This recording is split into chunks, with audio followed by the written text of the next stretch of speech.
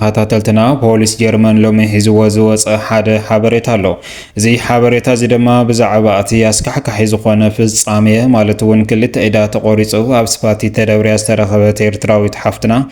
ሎሚ ድሕሪ እቲ ምርመራ ማለት እውን ዲኤንኤ ምርመራ እናገበረ ከም ዝነበረ ዝፍለጥ እዩ። እዚ ድማ ሬሳ ብዘይ ርእሲ ምርካቡ ተታሒዙ ናፍቲ ምርመራ ከም ዘምርሑ ተፈሊጡ እዩ። እምበኣር ከስ ካብቲ ምርመራ ዝወፀ ሓበሬታ እውን ኣሎ እናተባሃለ እዩ። ካሊእ ተወሳኺ ሓበሬታ እውን ሒዙ ወፂ ኣሎ። እዚ እንታይ ይመስል ንዝብል ድማ ናባኹም ነብሎ ንኸውን። ብተወሳኺ ድማ ሕዚ እውን እንተኾነ እቲ ሕማቕ ዝኾነ ኣቃታትላ ካብዞም ስደተኛታት ኤርትራ ኣይተፈለየን ዘሎ ማለት እውን ኣብ ካናዳ እውን ከም ዝፍለጥ ኣብ ኤርሚያስ ወልዳይ ዝተፈጸመ ቅትለት እውን ኩሉ ሰብ ዘገረመን እስካብ ሕዚ እናደንገፀ ዝርከብ ጉዳይ እዩ። ኤርሚያስ ወልዳይ ሓውና ሰውነቱ ኣብ ክልተ ሰለስተ ተቆራሪፁ ኣብ ገዛ ተዓፅዩ ከም ዝተረኸበ ዝፍለጥ እዩ። ጉዳይ እዚ ሓውና እዚ ማለት እውን ኤርሚያስ ወልዳይ ቀተልቲ ናይዚ ሰብ እዚ እንመን እዮም እናተባሃሉ እስካብ ሕዚ ብናይ ሕጊ ኣካላት እናተኣለሹ ከም ዘለዉ ዝፍለጥ እዩ። ካብቶም ዝተተሓዙ ድማ ሓደ ማለት እውን ንዕኡ ቀቲሉ ዓርሱ ከም ዘጥፍአ እውን ተነጊሩ ነይሩ። ነገር ግን ብዛዕባ እዚ ኤርሚያስ ሓውና እውን ሎሚ ዝወፀ ሓደ ሓበሬታ ኣሎ። ብተወሳኺ ድማ ስድራ ኤርሚያስ ሓውና እውን ዘሕለፍዎ መልእኽቲ ኣሎ። እዚ እንታይ ይመስል ንዝብል ድማ ናባኹም እነብሎ ንኸውን። ብሓፈሻ ስደተኛታት ኤርትራ ካብ ሃገሮም ወፂኦም ዘጋጥሞም ዘሎ ሕማቕ ሞትን መርሸንትን ብዙሕ ሓበሬታታት እንዳወፀ ዝርከብ። እዚ ድማ ናባኹም እነብሎ ንኸውን። ነዚ ቻነልና እዚ ሓደሽ ዝኾንኩም ሳብስክራይብ እናበልኩም ኣባላትና ላይክ ሸር እናበልኩም መደባትና እስካብ መጨረሻ ሓቢርኩምና ፅንሑ። እምበኣርክስ ናፍቲ ፈላማይ ሓበሬታ ኢና ክነብለኩም ማለት እውን ፖሊስ ጀርመን ሎሚ ሒዝዎ ዝወፀ ሓደ ሓበሬታ ኣሎ። እዚ ሓበሬታ እዚ ድማ ብዛዕባ እቲ ኣስካሕካሒ ዝኾነ ፍጻሜ ማለት እውን ክልተ ኢዳ ተቆሪፁ ናብ ስፓልቲ ተደብርያ ዝተረኸበት ኤርትራዊት ሓፍትና ኣብቲ ፈለማ እዋን ማለት እውን ነተን ክልተ ኢድና ምርመራ ብምውሳድ እዛ ሰብ እዚኣ ኤርትራዊት ምዃና ከምኡ ድማ ኣብ ማዓስከር ከም ትነብር እዩ ተሓቢሩ ነይሩ። ካብዚ ሓሊፍ ድማ ወዲ 3 ወርሒ ህፃን ከም ዝነበራ እቲ ህፃን እውን ኣበየሎ ድሕሪ ምዋሉ ማለት እውን ኣብ ኣፍ ደገ ቤተ ክርስቲያን ተደውርዩ ከም ዝተረኸበ ተፈሊጡ እዩ። ፖሊስ እቲ ጀርመን በኣርከስ ካብቲ ገበን ካብ ዝፍጸመሉ ዕለት እስካብ ዝሕዚ ብዙሕ ሓበሬታታት እውን እንዳውፀ ፀኒሑ እዩ። ብዙሕ ዝኾነ ክትትላት እውን እናሰርሐ ከም ዘሎ እዩ ኣብ ሓበሬትኡ ዝገልጾ። በኣርከስ ሎም ድማ ሓድሽ ሓበሬታ ኢልዎ ዝወፀ ናብቲ ገዛ ብምኻድን ከምኡ ድማ ካብቲ ዲኤንኤ ምርመራ ዝወፀ ሓበሬታ ስለ ዘሎ እዩ ማለት እዩ። እዚ ሓበሬታ እዚ ድማ ብጣዕሚ ዝገርም ክቡራት ሰማዕትና ናይዛ ሓፍትና እዚኣ ኣቃታትላ ድሕሪ እተን ክልተ ኢድ ተደውርየን ምርካብን ካሊእ ኣካላት ኣይተረኸበን ነይሩ። ድሕሪ ዝተወሰነ መዓልታት ድማ ዝተፈላለዩ ተፍትሽ ብምክያድ ንኣስታት 2-3 መዓልቲ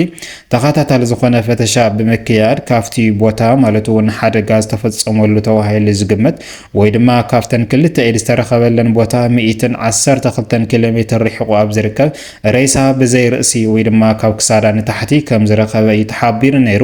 እቲ ካብ ክሳዳ ንታሕቲ ዝተረኸበ ሬሳ ድማ ኢድ ዘይብሉ ስለ ዝኾነ እዚ ሬሳ እዚ እውን ናታ ተባሂሉ እዩ ተወሲዱ ነይሩ። ነገር ግን ምርመራ ክፈልጦ ተባሂሉ እስካብ ዝዓለት እዚኣ ኣብ ምርመራ ከም ዘሎ እዩ እንዳተሓበረ ዝርከብ ማለት እዩ። እምበኣርከስ ብጣዕሚ ብዝገርም መልክዑ ናይዛ ሓፍትና እዚኣ ኣቃታትላ ወይ ድማ ናይዛ ሓፍትና እዚኣ ቅትለት ዝፈጸሙ ሰባት ክልተ ሰባት ምዃኖም ሎሚ ተገሊጹ ዘሎ። ካብቶም ክልተ ሰባት ድማ እቲ ሓደ ናይ ሰብኣያ ካራክተር ወይ ድማ ምስሊ ዝገልጽ ምርመራ ዲኤንኤ እዩ ዘሎ። እቲ ሰብኣያ እውን ቅድሚ ሕዚ እውን ብዝተፈላለየ ሓበሬታታት ሓዝዎ እንዳተባሃለ ኣብ ፈረንሳይ ተታሒዙ ከም ዝነበረ ካብ ፈረንሳይ ድማ ኣምሊጡ ናብ ኣፍሪካ ሃገራት ማለት እውን ኣብ ኢትዮጵያ ከም ዘለዎ እውን ሓበሬትኡ እንዳገለጸ ፀኒሑ እዩ። እምበኣርከስ ሎሚ ፍልይ ብዝበለ መልክዑ ናፍቲ ገዛ ከይዱ እውን ናፍቲ ትነብረሉ ዝነበረት ማለት እዩ ብዙሕ ሓበሬታታት ረኺቡ እዩ። ካብቶም ዝረኸበ ሓበሬታታት ድማ ሓደ ፅሒፋቶ ዝኸደት ፅሑፍ እውን ረኺቡ እናተባሃለ ዘሎ ክቡራት ሰማዕትና። እምበኣርከስ እቲ ቅድሚ ምሟታ ዝፀሓፈቶ ደብዳቤ ወይ ድማ ፅሑፍ እንተሞይተ ቀታልየ በዓል ገዛይ ዝብል ሓበሬታ ዘለዎ እንትኸውን ብዙሕ መከራ እውን ከም ዘሕለፈት ናብ ገዛ ይጥቀመላ ከም ዝነበረ ብኻሊእ ድማ ካሊእ ኣፍቃሪት ከም ዝነበረ ኮታስ ብዙሕ ሓበሬታታት እዩ ሒዙ ወፂኡ ዘሎ። ነገር ግን እዚ ሓበሬታ እዚ ዝኾነ ሓደገ እቲ ሰብኣያ ቀታሊኣ ምዃኑ እዩ ዝሕብር እናበሉ እውን ፖሊስ እቲ ጀርመን ሓበሬትኡ እንዳሃበ እዩ ዝርከብ። እምበኣርክስ ቅድሚ ዝተወሰነ መዓልቲ ናብቲ ማዓስከር ከይዶም ዝተፈላለዩ ሓበሬታታት ከም ዝረኸቡ ዝፍለጥ እዩ። ካብዚኦም ድማ ምስቲ ሰብኣያ ስምምዕ ከም ዘይነበራ እቲ ፅንሲ ክትወልዶ ከም ዘይብላ እውን ኣጠንቂቕዋ ከም ዝነበረ እውን ቅድሚኡ እውን ፈተነ ቅትለት ይገብረላ ከም ዝነበረ እዩ ተሓቢሩ ነይሩ ካብቲ ግዜ ንሱ ጀሚሩ እምበኣር ክስ እቲ በዓል ገዛ እዚ ጥርጡር ምዃኑ ተታሒዙ ነይሩ ሎሚ ግን ዕላዊ ብዝኾነ መንገዱ እቲ ጽሒፋቶ ዝኸደት ደብዳቤ ኣነ እንተሞይተ ቀታልየ ንሱ ዝብል ጽሑፍ ዝሓዘ እዩ ተታሒዙ ዘሎ እዚ ደብዳቤ እዚ ድማ በቶም ናይ ሕጊ ኣካላት ህዝቡን ተታሒዙ ተወሳኺ ምርመራ እውን ህግበረሉ ትርጓሜ እውን ክበሃው እናተባሃለ እዩ መፅሓፍትና እዚኣ ጽሒፋቶ ዝኸደት ብትግርኛ እዩ ዘሎ ኮታስ ካብቲ ዘነውዎ ሎሚ እቲ ሰብኣያ ቀታሊ ምዃኑ እኳ ተረድኡ ነገር ግን ብዝሕ ዝበለ ጽሑፍ ሒዙ ስለ ዘሎ ናብ ምትርጓም እውን ክወስድዎ እዮም እናተባሃለ እዩ ዘሎ ክቡራት ሰማዕትና እምበኣር ከስ ዝሓፍትና እዚኣ ጽሒፋቶ ዝኸደት ጽሑፍ ዕላዊ ከም ዝኸውን እዩ እንዳተነገረ ዝርከብ ብሓፈሻ ኣብ ስደተኛታት ኤርትራ ዝበጽሕ ዘሎ ግፍዒ እሞ ድማ ኤርትራ ንኤርትራ ከበድ ብዝበለ መልክዕ እዩ እናተፈጸመ ዝርከብ እቲ ኣብ ካናዳ ዝተፈጸመ ብዛዕባ ኤርሚያስ ሓውና እውን ዝወፀ ሓበሬታ ኣሎ እዚ ሓበሬታ እዚ ማለት እውን ኤርሚያስ ሓውና ኣብ ካናዳ ዝነብር እንትኸውን ጽቡቕ ዝኾነ ስርዓት ዝነበሮ ናይ ቤተ ክርስቲያን ትምህርቲ ዘምህር ዝነበረ ንዝተፈላለዩ ሞቲቬሽናል ስፒከር ኣብ ማሕበራዊ ሚድያ ወፂኡ ዝዛረብ ከም ዝነበረ ዝፍለጥ እዩ ኮታስ ኤርሚያስ ወልዳይ ሓውና ዓርሱ ከጥፍእ ኢልካ ዘይትግምቶ ሰብ እዩ ነገር ግን ድሕሪ ምማቱ ዓርሱ ኣጥፍኡ ዝብሉ ሓበሬታታት በዚሖም ከም ዝነበረ ዝፍለጥ እዩ እዚ ግን ጉጉይ ሓበሬታ ኮይኑ ተረኺቡ እዚ ሰብ እዚ ዝሞተ ወይ ድማ በቲ ኣብ ቀረባ ዝርከብ ዓርኩ ምዃኑ እቲ ኣብ ቀረባ ዝርከብ ዓርኩ እውን ብደገ ሰለስተ ተወሳኽቲ ሰባት ከም ዝነበሩ ወይ ተፈሊጡ ዘሎ ኤርሚያስ ሓውና ካብ ወላዲኡ ወልዳይን ካብ ወላዲቱ ወይዘሮ ጽጌ ረዳይ ዝተባሃለ ስድራ ዝተወለደ እንትኸውን እዚ ሓውና እዚ ብሓምለ 7 1997 ኣብ ከረን ዝበሃል ከም ዝተወለደ እዩ ሓበሬቱ ዝገልጽ እዚ ሓውና እዚ ድማ ተቐዋጢሩ ዝዓበየ ከምኡ ድማ ኣብ መንጎ 10 ኣሕዋት ዝተወለደ ሓውና እዩ ብፍላይ ድማ ሰላምን ሳለሜን ዝተባሃላ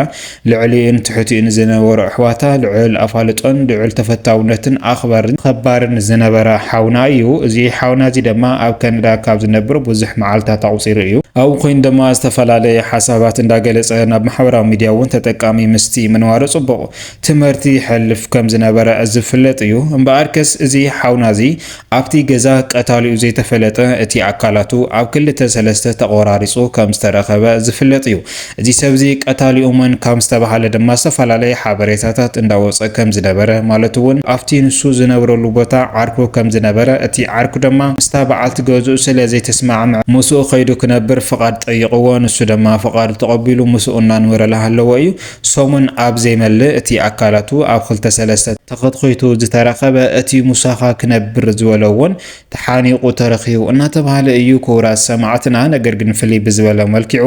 ነዚኦም ክቐትሎም ዝኸኣለ መን እዩ ንዝብል ግን ብጣዕሚ እዩ ዘገርም ብኻሊእ ወገን እውን ማለት እውን እቲ ናብኡ ዝኣተወ ወይ ድማ ምሳኻ ክነብር ኣጸጋዕኒ ዝበለ ሰብ ብደገ ካልእ ተወሰኽቲ ሰባት ከም ዝነበርዎ እዚ ኤርሚያስ ዝበሃል ሓውና ድማ ኣብቲ ገዛ ወርቂ ከም ዝነበረ እንዳተሓበረ ዝርከብ እምበኣር ነቲ ወርቂ ክረኽቡ እዮም ነዚ ሓውና እዚ ህይወት ኣጥፊኦሞ ዘለዉ እቲ ፈለማ ማለት እውን እቲ ምሳኻ ክነብር ዝበለ እዩ ናብቲ ገዛ ኣትዩ ዝተፈላለየ ሓበሬታታት እናውፅአ ናብቶም ብደገ ዝርከቡ ሰባት ቅትለት ፈተነ ክሓስቡ ዝገበሮም ነገር ግን እዚ ሰብ እዚ እውን ዓርሱ እውን ከምልጥ ኣይከኣለን እዚ ሰብ እዚ ምስ ኤርሚያስ ክልተ ርእሱ